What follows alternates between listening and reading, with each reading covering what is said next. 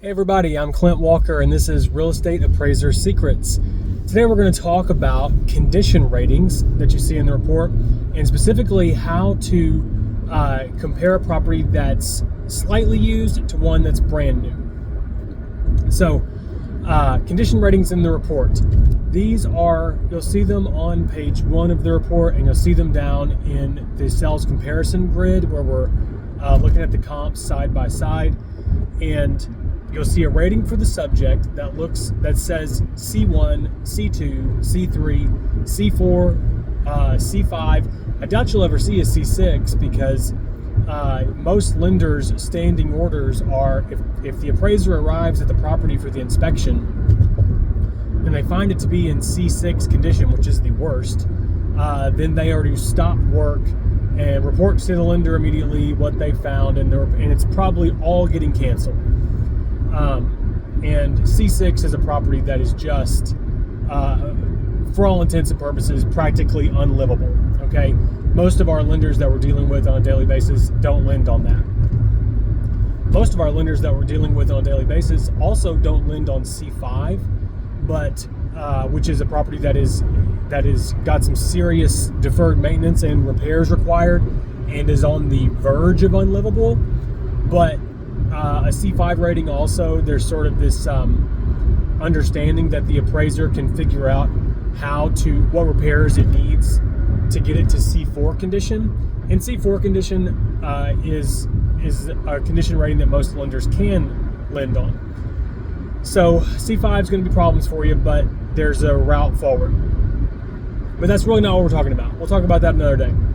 Today, I want to talk about C2, which is not new construction, but barely lived in. These properties are usually something like 1 month to 3 years old.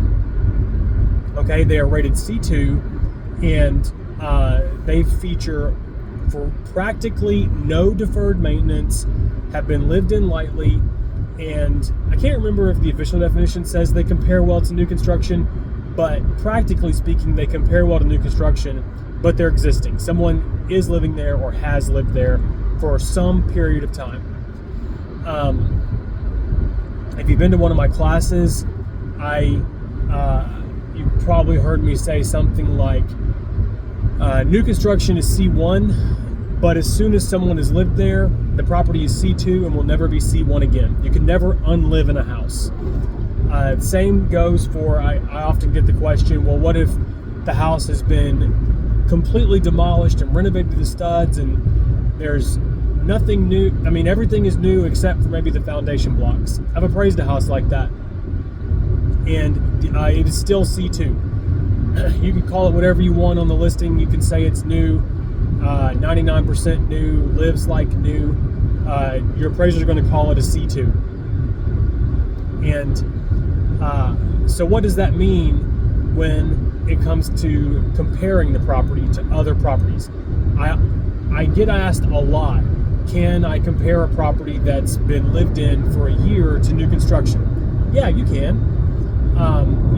Like in many other things, and I'm sure like you've heard me say before, in large part it comes down to the amount of data that's available.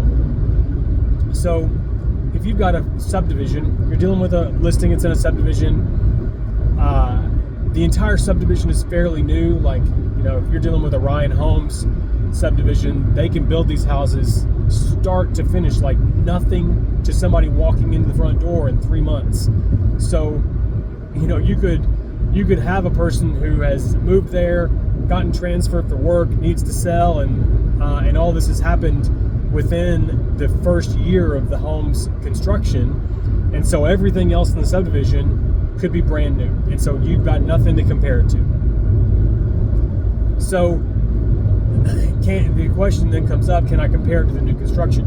Yes, you can. You need to be aware that there may be some depreciation that you need to factor in, but within the first year, that depreciation is going to be pretty minor.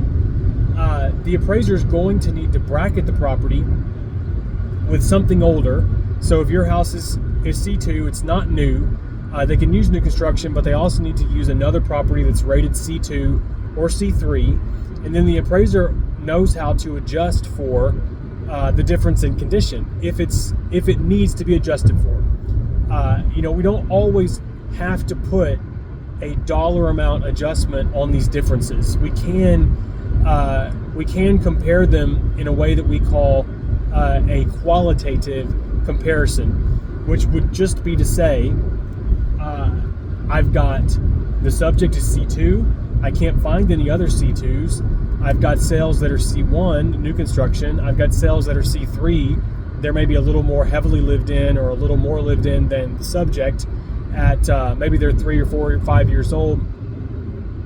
I can't tell, and you essentially are telling the client this, I can't tell that the market perceives any value difference in these properties, and so I'm considering them on a qualitative basis because they're still probably not all the same price, even though you can't really narrow down that there's a singular reason, or that the condition rating is the singular reason the market is paying different prices for different properties, right? There's lots of factors that go into why the market pays for properties what it pays. So you can treat these things on a qualitative basis. Or an appraiser also knows how to factor in the rate of depreciation, which is an annualized rate of depreciation.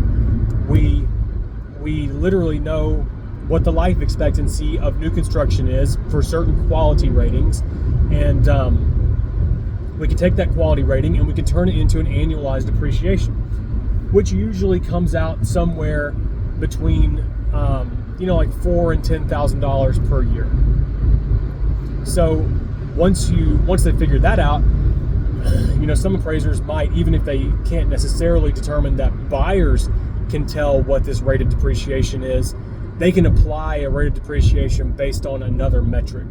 And so if you've got a lot of new construction comps to choose from, but very little existing home comps, and the appraiser feels like they need to make an adjustment, a small adjustment for the difference in quality, because the age of the house and the length of time the owner has lived there is not all that contributes to the wear and tear on the house.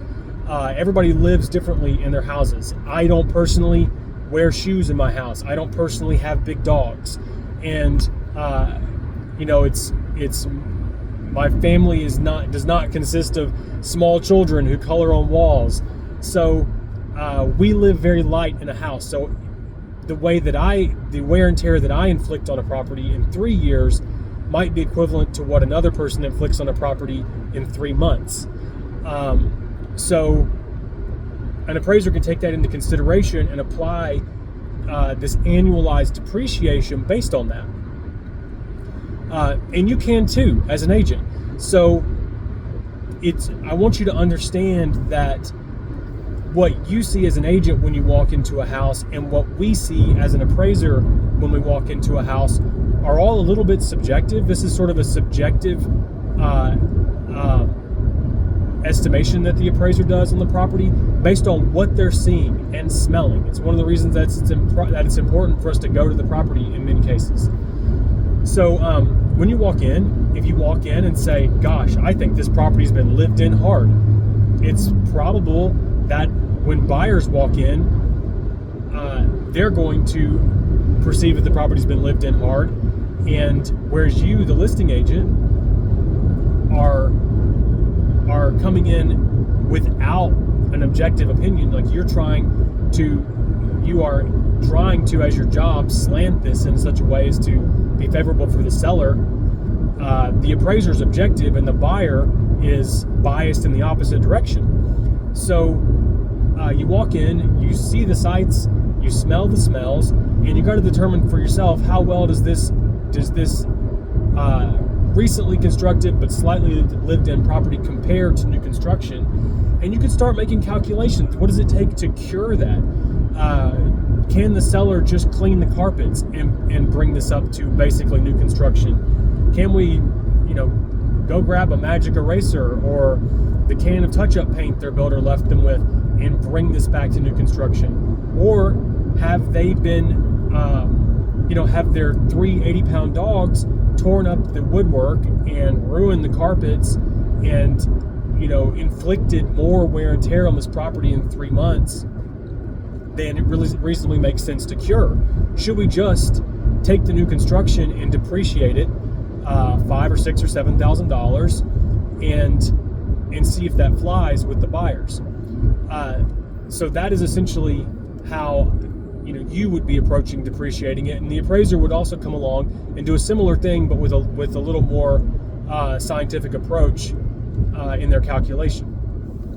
So the answer to the question, can I compare this existing construction that's 1, 2, or 3 years old to new construction? The answer is yes, but you have to know how to treat the wear and tear on the property as it relates to a discount on the price, and determine whether that's necessary or not. It's not always necessary.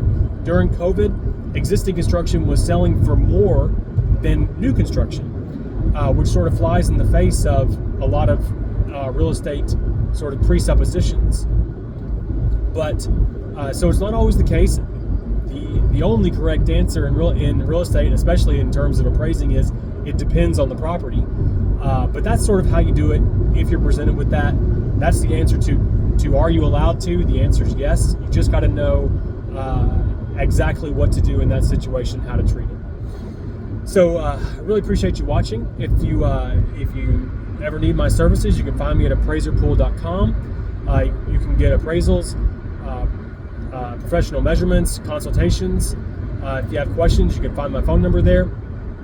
But I hope you have a great week, and I hope that's helpful to you. We'll see you next time.